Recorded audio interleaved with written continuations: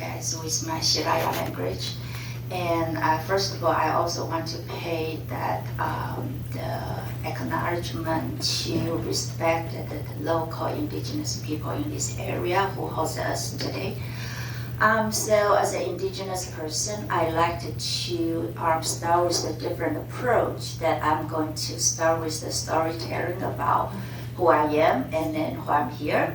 My journey as an indigenous person in Taiwan, as I was born in the area that being educated as a Chinese. So we learn from our book that you are a Chinese and everything is about China. We memorize all the geographic and the history about China. We don't really know about the geographic area in Taiwan, and we don't know our own diverse culture and then diverse indigenous population as well.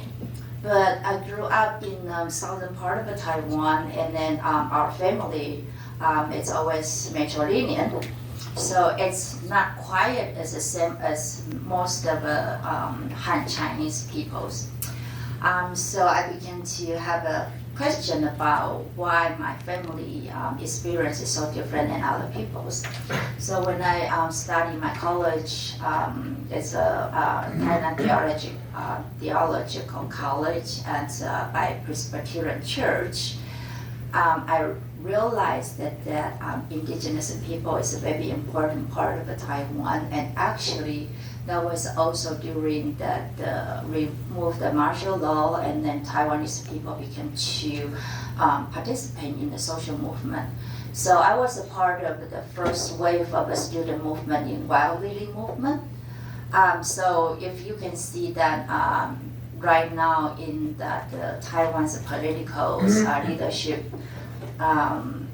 age, that probably they all come from that age in the Wild Lily movement, including some of the very famous legislators or in the executive yuan leader.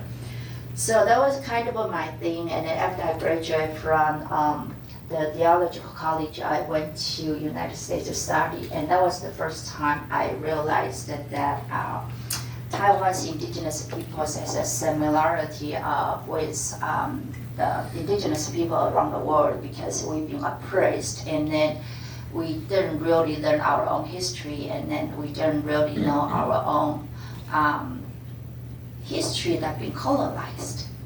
So that was the awakening period of a time in United States, and then to work with indigenous people from North America. So my thesis and dissertation began to work with the gender and ethnic relations and the human rights and collaboration with global indigenous populations. Then I came back to Taiwan in 2000.